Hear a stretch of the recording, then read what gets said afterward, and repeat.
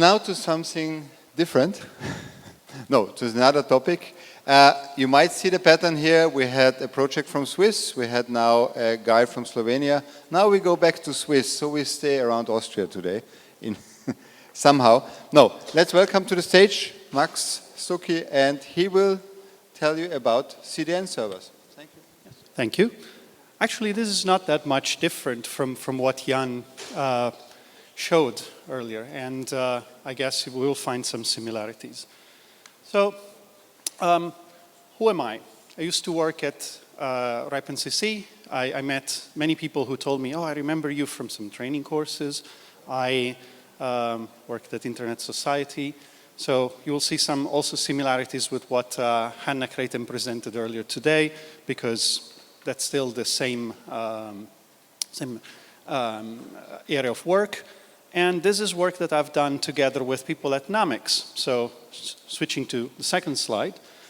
Namex is a internet exchange, let's go back, an internet exchange in the center of Italy with 250 members, and it's one of the biggest hubs in the south of Italy.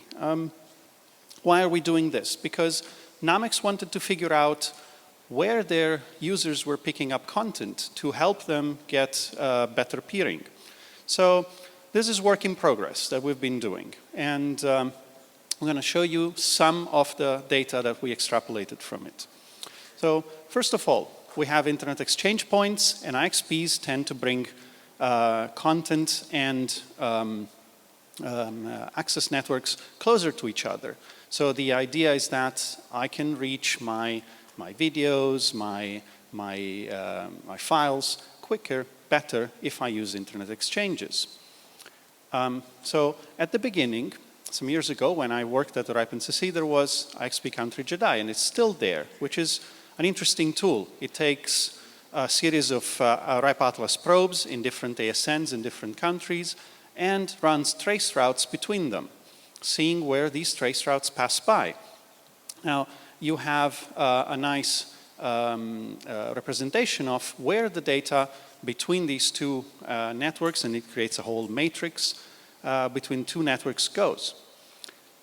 What is the problem that I always had with looking at IXP Country Jedi data is that you are analyzing how data goes between access networks mostly, predominantly, because RIPE Atlas probes are mostly inside access networks. And so this is not what Namex at that point wanted to measure. So the question we want to answer is how close or far are content from eyeballs. And more in detail is, well, where is it? How far is it? How do we reach it? And we started thinking about how we could do that. But CDNs, they don't publish any of this data. The algorithms are not public. So, and the other issue we had at one point was trying to measure certain things, especially also in southern Italy and in other countries where Namex is operating. There weren't enough probes that would give us enough data to work with. So we started looking for other options, and there are proxy services, which I guess it's part of what also Jan used in his presentation. So you have some names there, and these people claim to have millions of endpoints across the world, and you can use their network basically like this. You have your own laptop or server that runs your scripts. You ask, hey, give me some endpoints somewhere in a country or under a certain ASN, and then from there, the data you ask to open certain web pages, certain content, and then you can analyze the response. So in doing this, we were looking at certain headers. So we started doing data collection for that. We ran a bit of analysis, and then we created a nice visualization. That served initially for Namex. So we looked at Namex, we looked at the data they had, and we ran it for a few days for Italy, and it showed us good data for all these changes. So we went from something like on the left that is from the XP country GDI, which, as I said, has a different goal and role, to what you see on the right. That is what we have in our tool, in our visualization tool. So that's an example with Italy, and you can see that most of the traffic is a bit localized. Now, we did also a comparison, especially for this presentation. So we took Oman, we took Saudi Arabia, UAE, although I don't have it in the, I don't have any visualization, but I can tell you something. And then Switzerland. Now, what is it? What's the point for Oman? How does it work?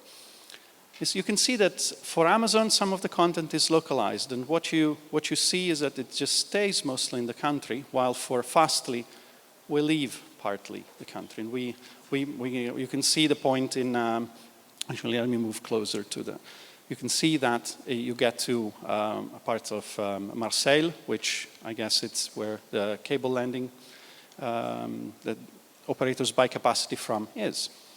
And if I look at Google, Google stays in the country. Cloudflare has a little bit of pattern together with Netflix, and they come from Europe. And the same goes for Iraq. For Fastly, we go all over Europe. Amazon goes all over Europe, and you can see even there some nice patterns where data goes all over. While for Iraq, for Google and Cloudflare and Netflix, you can still see that there is some content that is hosted in country. If you look at Google, most of it stays in the country because apparently there are local caches. Netflix does have something local, but then it goes all over. And Cloudflare also goes all over.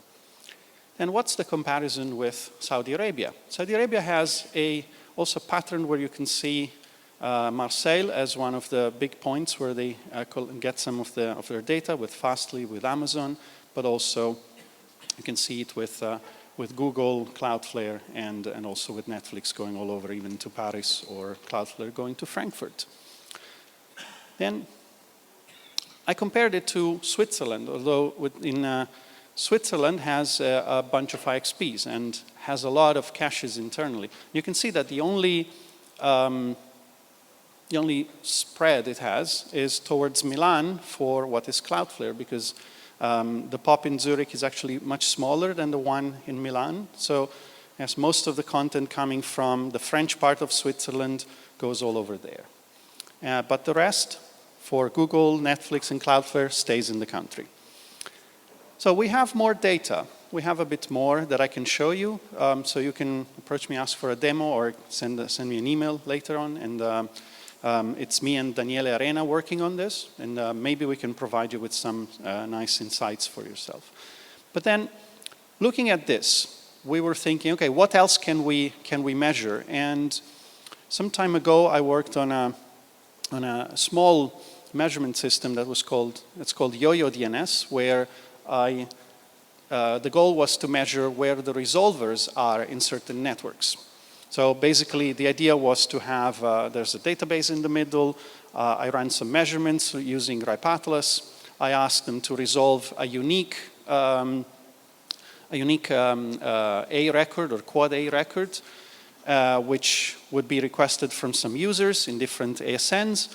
And I ran a specially made DNS server that just logs the requests for those specific records and puts them also in the database, looking where they're coming from with the source IP of those requests. This way I can see I requested a DNS query from a certain ASN, and where is the resolver that actually came to me and asked for that data.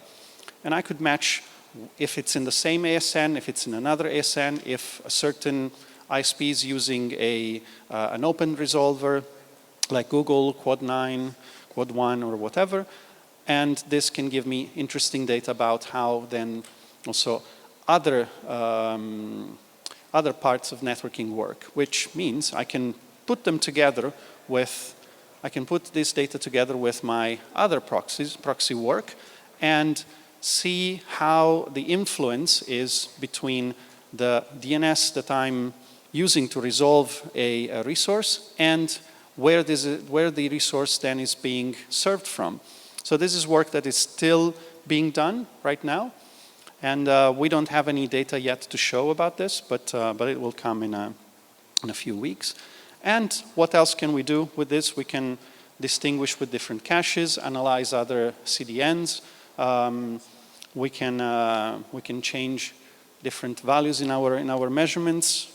And basically also, the idea was to start looking at how to do trace routes between our endpoints and the resources.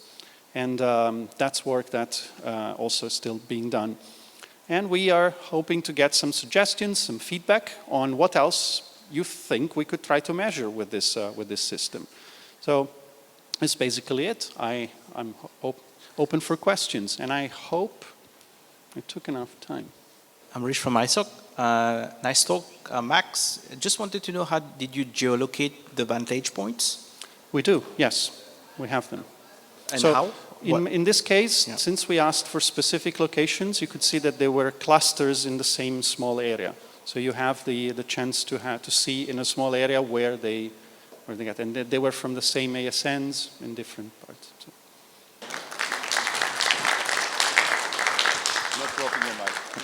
Thank you, Max.